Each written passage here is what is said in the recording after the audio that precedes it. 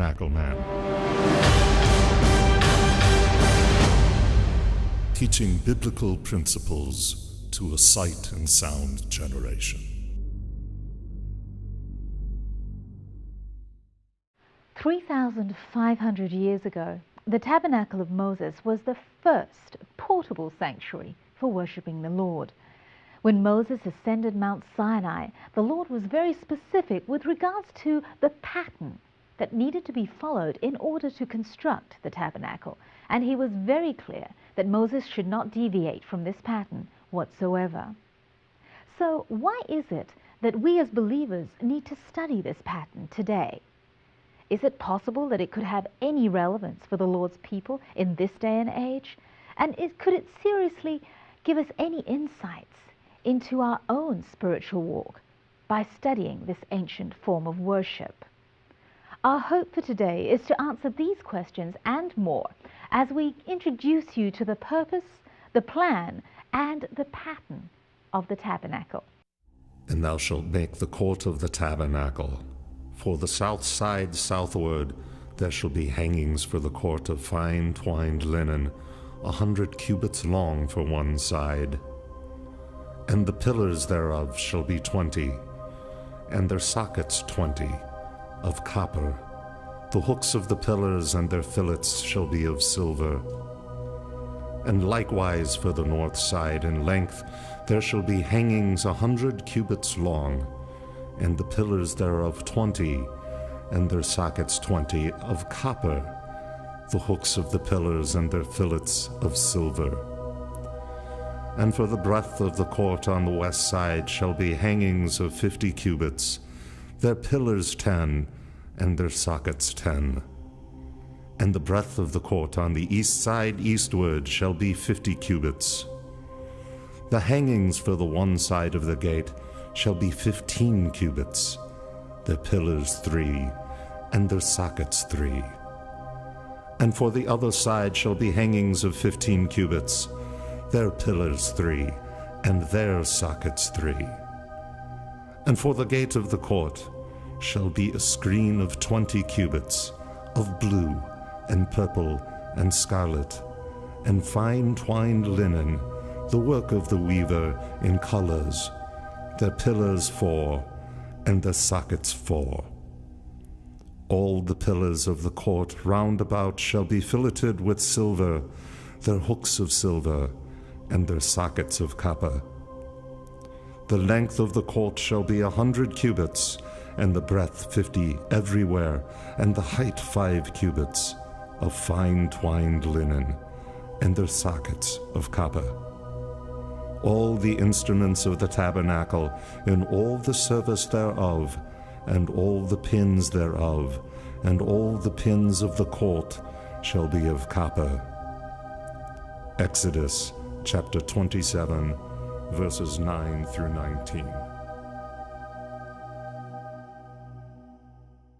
What I want to do is take a few moments and just explain the pattern that Moses was given for the altar of burnt sacrifice. And he made the altar of burnt offering of acacia wood. 5 cubits was the length thereof, and 5 cubits the breadth thereof, 4 square, and 3 cubits the height thereof. And he made the horns thereof upon the 4 corners of it. The horns thereof were of one piece with it, and he overlaid it with copper. And he made all the vessels of the altar, the pots and the shovels and the basins, the flesh hooks and the fire pans, all the vessels thereof made he of copper. And he made for the altar a grating of network of copper, under the ledge round it beneath, reaching halfway up. And he cast 4 rings for the 4 ends of the grating of copper, to be holders for the staves. And he made the staves of acacia wood, and overlaid them with copper. And he put the staves into the rings on the sides of the altar, wherewith to bear it he made it hollow with planks. Exodus chapter 38, verses 1 through 7. So what we have here is a altar, a grill, if you would say, that is made of acacia wood planks that are covered with hammered copper to protect the wood from burning. Copper conducts heat and spreads it out, so it's not going to burn through in any one particular place. You'll notice that in many versions of the Bible, it describes the size of the altar of burnt sacrifice in terms of cubits. And remember, a cubit is basically the measurement from a man's elbow to the tip of his finger. And commonly it's said that a cubit in the Bible represents 18 inches. So this particular instrument is 4.5 feet tall. It's in measurements of cubits, and 5 cubits square, 5 cubits in each direction, and those cubits translate into 7.5 feet. So what you have is a wood box covered with copper that is 4.5 feet tall and 7.5 feet square. You will notice that there is a rock and dirt ramp. These materials would not have been hewn with hammers or axes or anything. They would have been taken from the ground as they were and used to build a ramp, a structure, so the priest, when he's presenting the offerings, can walk up to the fire and place the offerings on the grate. Now, what is important for us to learn today is just this basic structure. So you can see that it's on 2 mounds of dirt. The reason why it's lifted up and a ramp to go up to present is because you have to have some way to put the firewood in to keep it burning. You have to have some way to pull out the ashes that have burnt down from the coals to remove them, because we know that if you do not remove the clinkers in our life, if you do not remove the dead ashes and put new fuel in, the fire will go out. Now, Scripture tells us that the original fire was lit by God. After 7 days of inauguration and ceremony of instituting or inaugurating the tabernacle, on the 8th day, everybody was waiting for the first service to happen. And it says that basically God was pleased with the pattern. And when the pattern was right, the fire fell and lit the original firewood of the altar of burnt sacrifice. And you can see our flames are rolling in our footage, and to kind of give you an idea of what that might look like. It says that there were 4 horns, 4 protrusions on the altar itself. Now, horns in the Bible are a symbol of strength, a symbol of power. I asked one rabbi one time, why does the altar have 4 horns on it? And he said, well, it's got 4 corners, so 4 horns. And then he smiled and he said, how many horns do animals have? And I go, well, usually 2. And he goes, well, that's natural power or strength. God's altar has 4 horns, much more power, much more strength. I don't know if that's true, but I'm going to go with it, okay? Now, let's not get too caught up in were these like literal horns on an animal. It's basically talking about some protrusion that comes up on the altar of burnt sacrifice. Now, there are some Jewish writings that indicate, in the Talmud, that these were more square instead of pointed, and that there was like a cup inside, and this is where the priest would pour the blood on the horns of the altar when it was prescribed to do that. So the blood wouldn't have been running down all over the altar. It would have been in this cup that would have been inside this little square protrusion. That's where the blood would be poured.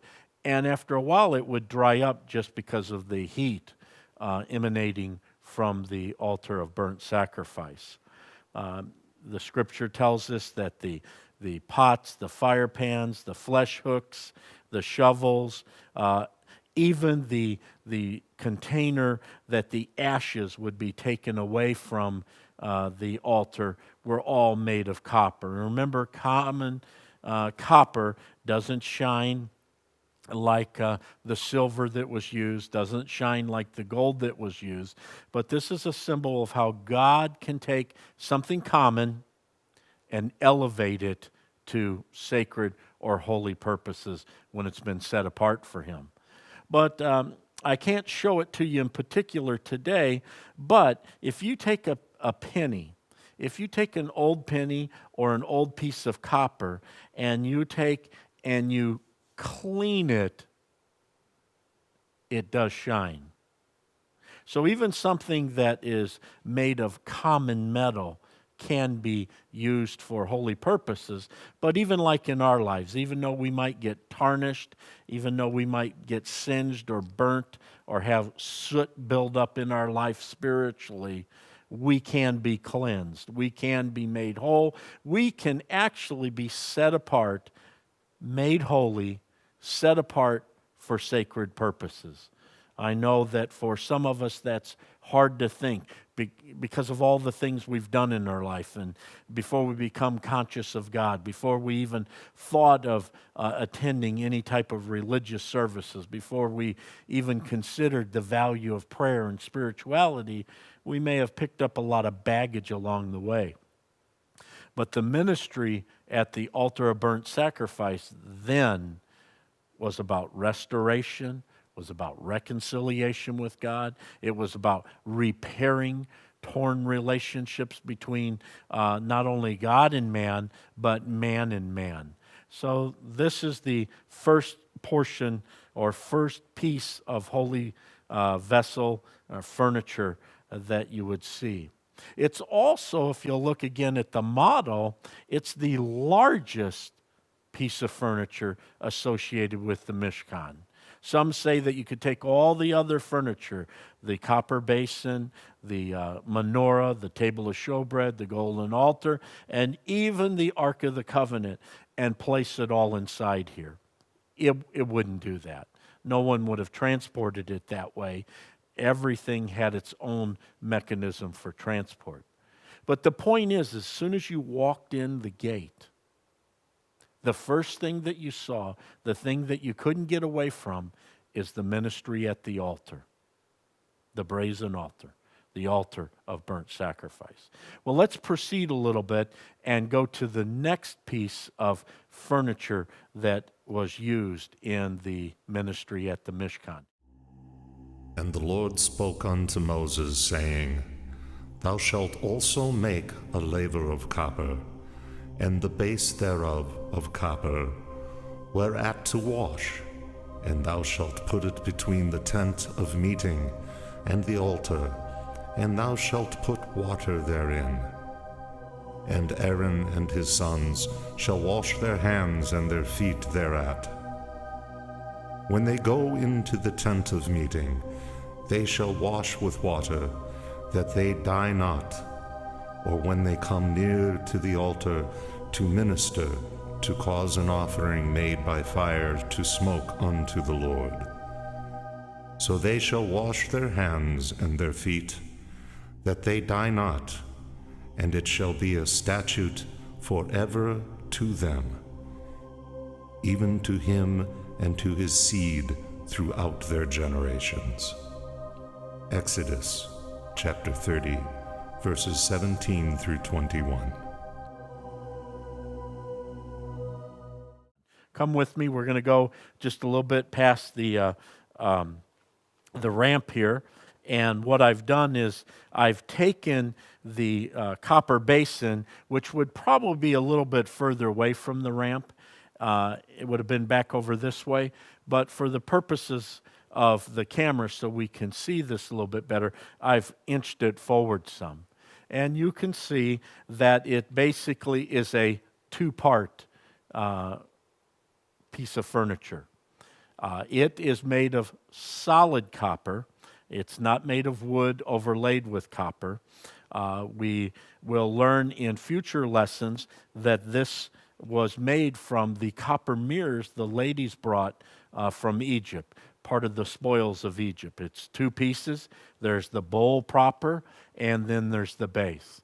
We're not told how large this is. We're not told how wide it is, how tall, any of the dimensions. We're primarily told what it was made of, that it was two parts, and that it was made of copper and what it was used for. Every morning before the priest would begin his ministry at the altar of burnt sacrifice, before he would represent the people, before he would inspect offerings, before he would do anything, he would first come to the brazen altar, the copper basin for washing, and he would ceremonially wash his hands 3 times and ceremonially wash his feet 3 times. We sometimes are mistaken that here is where the animals were washed and cleansed. Not so. That was done on some tables on the north side of the altar of burnt sacrifice. This was just for the priest. It was a way of sanctifying. It was a way of making holy. It was a way of setting apart their activity that day. They were to make it holy, to make it sacred. This was not common duties. This was not everyday life. This was something associated with God Himself. Some say that there were spigots on the side, and that's how they got the water out, and that there was a lid on this so dirt would not come in throughout the day or the evening. So we got the altar of burnt sacrifice, we got the copper basin for washing, and just behind me is the Mishkan, or the tabernacle per se itself. Now, this structure is 15 feet high, 15 feet wide, and 45 feet long. Now, let's go back to the model just for a moment and take off the 4 coverings and look inside. So the first part you see in the model is the holy place. We've just come through another veil, and that holy place is 15 feet high, 15 feet wide, and 30 feet long. And inside the holy place, you have the menorah. It's on the south side. On the north side, you have the table of showbread, and somewhere in the middle, up against or near or facing the veil that separates the holy place from the Holy of Holies, you have the golden altar of incense. Now that we've looked at the model, let's take a look at the full-size representations of the holy place. Let's go inside the tent. Many times over the years, Dr. Harmon has been asked if his pictures of the high priest's garments and the tabernacle were available for the general public. We're pleased to announce that 2 new resources for ministers, rabbis, Sunday school teachers, and anyone waiting to make their Bible's reading come alive are now available. The garments of the high priest contain the 8 golden garments of the high priest, as well as the 4 white linen garments of all the other Levitical priests. The pattern of the tabernacle contains more than enough slides for the teacher who wants to deliver several stunning lessons on every part of the tabernacle of Moses, including the altar of burnt sacrifice, the laver, the menorah, the table of showbread, the golden altar of incense, and the Ark of the Covenant. These 2 resources will capture the attention of your congregation, young and old alike. We just left the outer court where the altar of burnt sacrifice and the copper basin for washing were located. Out there, we prepared ourselves to draw closer to God by presenting our korban, our offerings. So we were prepared for the way of God. Now we're inside the holy place where we're going to learn the truth of God. Remember, the holy place is just the first compartment in the tabernacle proper. Behind me is the Holy of Holies. The holy place, the dimensions are 15 foot wide, 15 foot tall, and from this veil to the veil where the 5 golden pillars are would have been 30 feet. Remember, in the Bible, this is usually spoken of as cubits, and a cubit is from the tip of the elbow to the tip of the finger, about 18 inches. So inside the holy place, we're going to learn the truths of God. And thou shalt make a table of acacia wood.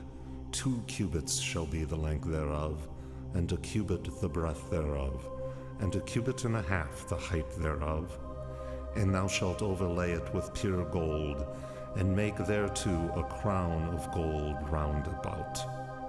And thou shalt make unto it a border of a handbreadth round about, and thou shalt make a golden crown to the border thereof round about.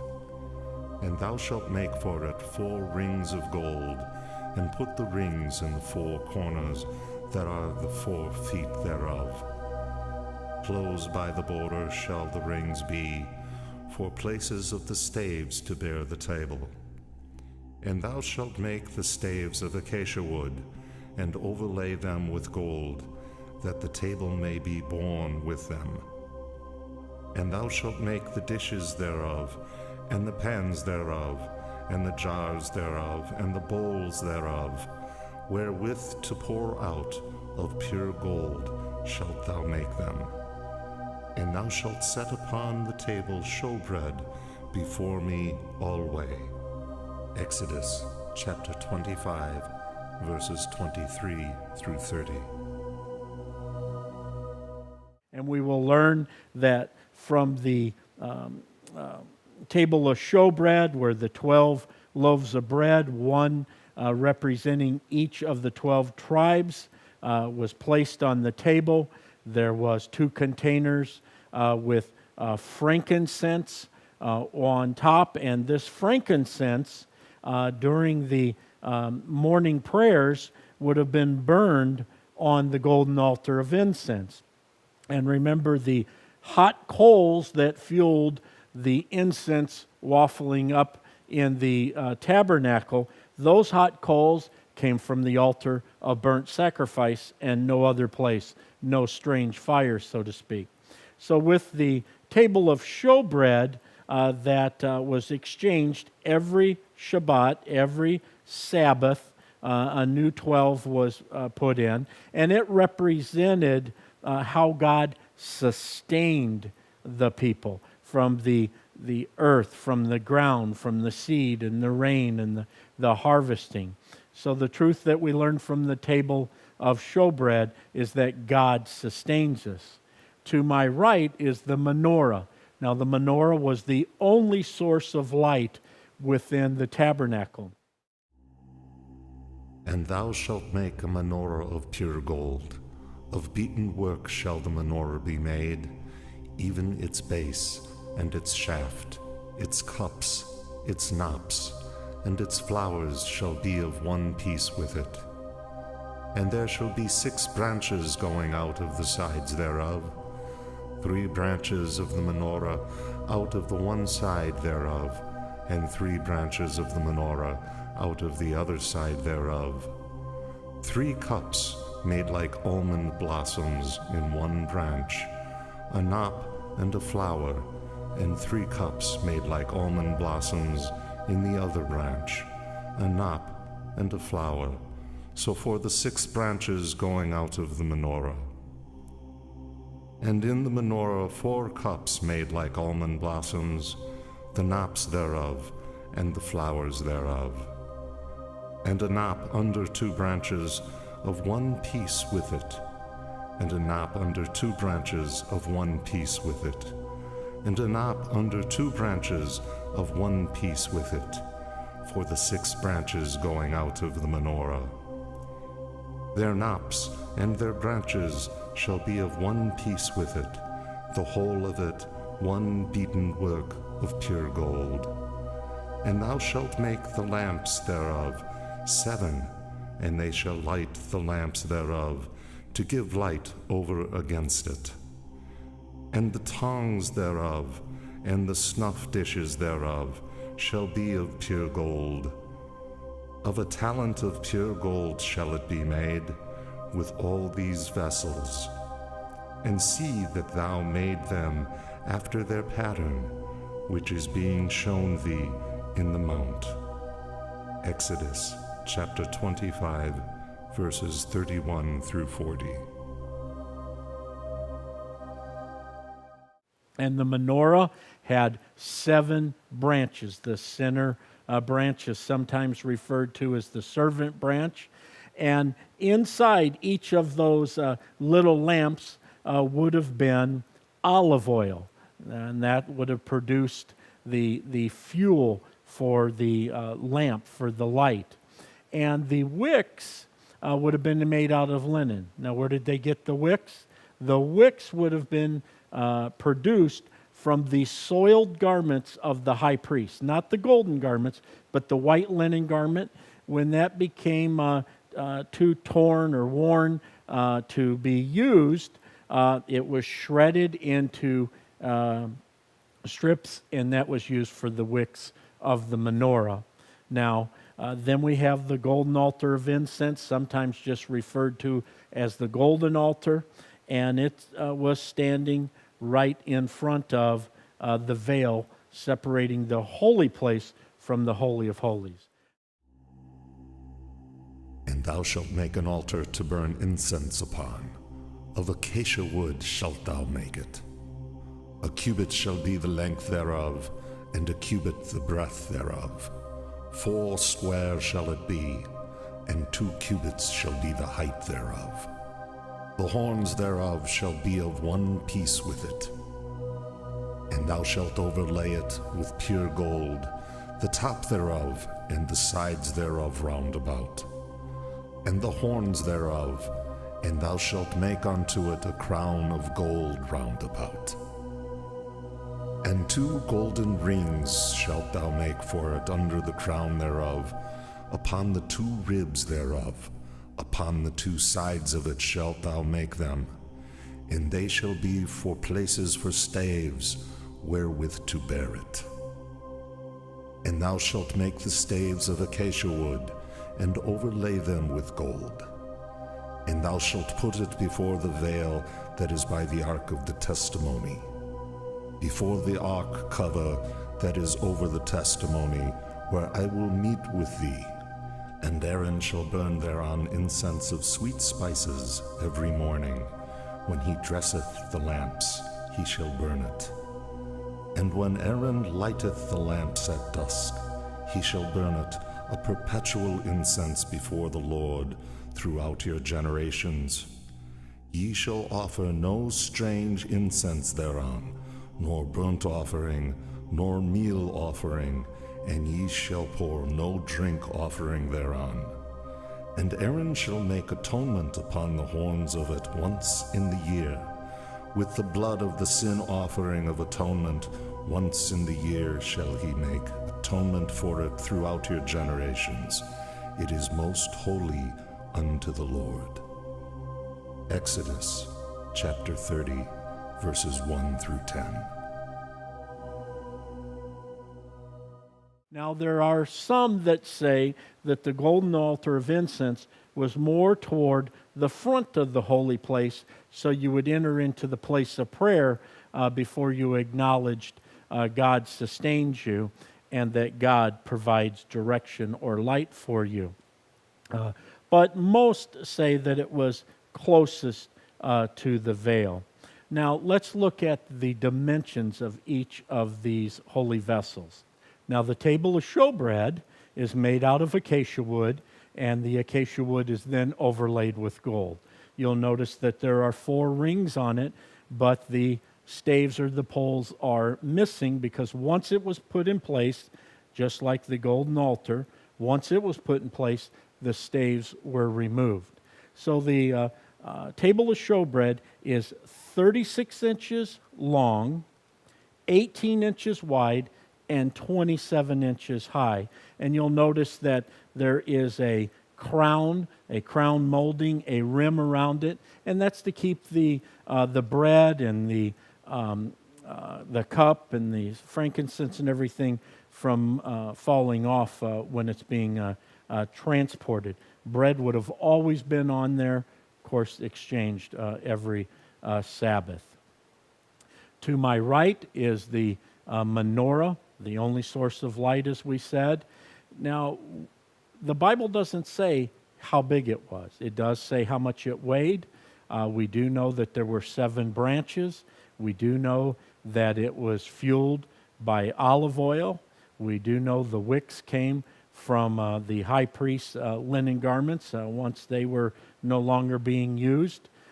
There is some talk that the branches wouldn't have been curved, but they would have been straight because of the Hebrew word is more like a reed. But it's known best because of it's a symbol of Israel. It's on the Arch of Titus. So most show the branches curved. But the most important piece is that it was hammered out of one piece of gold. Quite a bit of work, probably about 75 to 90 pounds worth of gold. So today it would be quite expensive. The golden altar is 18 inches square, so 18 inches this way, 18 inches that way, and it's 36 inches high. In the center here would have been a bowl, and that bowl would have been used to house the burning coals, and the incense would have been placed on that every morning and every evening. And just to recall, Aaron, the high priest, would come in, and every morning he would trim the wicks and place hot coals and incense on the altar. And every evening he would take and replenish the oil in the menorah, make sure that they were kindled, and then once again place more hot coals from the altar of burnt sacrifice and more incense before the Lord. This is the holy place. Let's take a look inside the Holy of Holies.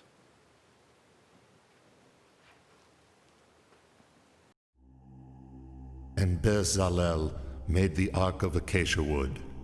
2 cubits and a half was the length of it, and 1 cubit and a half the breadth of it, and 1 cubit and a half the height of it. And he overlaid it with pure gold within and without, and made a crown of gold to it round about. And he cast for it 4 rings of gold. In the 4 feet thereof, even 2 rings on the one side of it, and 2 rings on the other side of it. And he made staves of acacia wood, and overlaid them with gold. And he put the staves into the rings on the side of the ark, to bear the ark. And he made an ark cover of pure gold. 2 cubits and a half was the length thereof, and 1 cubit and a half the breadth thereof. And he made 2 cherubim of gold, of beaten work made he them, at the 2 ends of the ark cover. 1 cherub at the one end, and 1 cherub at the other end. Of one piece with the ark cover made he the cherubim at the 2 ends thereof. And the cherubim spread out their wings on high, screening the ark cover with their wings, with their faces one to another. Toward the ark cover were the faces of the cherubim. Exodus chapter 37, verses 1 through 9. As you can see, we're now in the Holy of Holies. First, let's look at the size of this compartment. It is 15 foot tall, 15 foot wide, and 15 foot deep. Now you'll notice in the Bible it speaks in terms of cubits. And in biblical times, a cubit was basically from the tip of the elbow to the tip of the top finger, and that's about 18 inches. So when the Bible talks about a cubit, it's basically talking about 18 inches. So we have the Holy of Holies here, and you'll see that surrounding the Holy of Holies, we have those silver sockets that were purchased with the atonement money that we talked about in previous lessons. So these are the sockets that are in the ground, and they hold up the gold planks of acacia wood that's overlaid with gold. So when we come to the Ark of the Covenant, basically it's the safety deposit box. Inside the Ark of the Covenant was the Ten Commandments, the law. Now you'll notice that to the right side of the Ark, that you'll see the pot with manna and you'll see Aaron's rod. I've purposely left it out for a lesson down the road. There is some disagreement as to what was contained in the Ark of the Covenant, how long the various things stayed in there, when it was taken out, what happened with the Ark in general. But for now, we just want to look at the overall Holy of Holies in the Ark of the Covenant. So as far as dimensions, in the Bible it'll give it in cubits, but I'm going to give it to you in inches. First of all, this is the front of the Ark. This is not the side. Often you will see pictures of the Ark of the Covenant, and it'll have the poles going this way. That's incorrect when you look at the Hebrew. The side of the Ark is this side and that side. This is the front, this is the rear. So that's why the poles are going this way toward you. So the Ark is 45 inches wide, 27 inches deep, and 27 inches high. Now, many believe that the cherubs, the two cherubs on top of the mercy seat, were about 28 inches high. In some commentaries, it'll talk about hand breadths and different things as a measurement. We're not sure exactly what these cherubs look like. There's a lot of speculation, a lot of different theories and understandings. When we focus on the Ark of the Covenant and that lesson in particular, we'll go into much more detail. So we've got 45 inches by 27 inches and 27 inches high, and probably about 28 inches for the cherubs. You'll notice that I have the acacia wood poles overlaid with gold, and they are in the Ark of the Covenant. Scripture is specific in that the poles were never taken out of the Ark of the Covenant, out of the golden altar of incense, out of the table of showbread, out of the altar of burnt sacrifice. Those staves or poles were removed once the article was in place. But the Ark of the Covenant, the poles remained. Once again, when we get to the detailed lesson, we'll speak about that. So I want to talk about just a few things to help you understand this overall view of the tabernacle. Actually, the Ark of the Covenant could be considered two holy vessels or two pieces of furniture. The box-like structure on the bottom is actually the ark, the container, the box that kept the covenant of the Lord, God's contract between himself and man.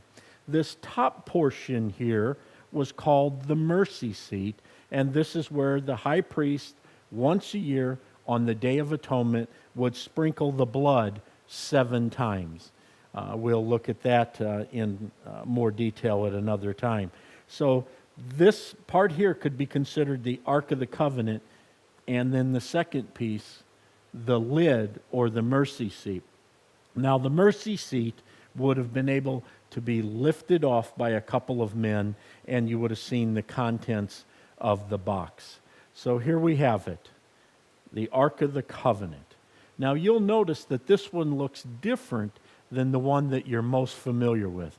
Most are familiar with the Ark from the Indiana Jones movie of the 80s, and you can see a picture of that that replica on your screen right now.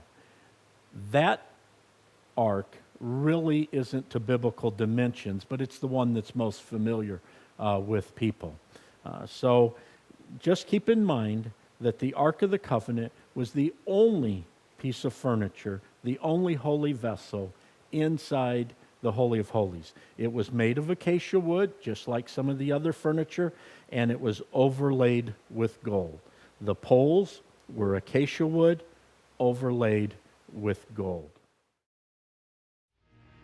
Thank you so much for sharing this time with us. Truth of the matter is you could have been somewhere else watching something else, but instead you chose to be with us, and for that we are so grateful. Our goal here at Kohanim Ministry is to present biblical principles to a sight and sound generation.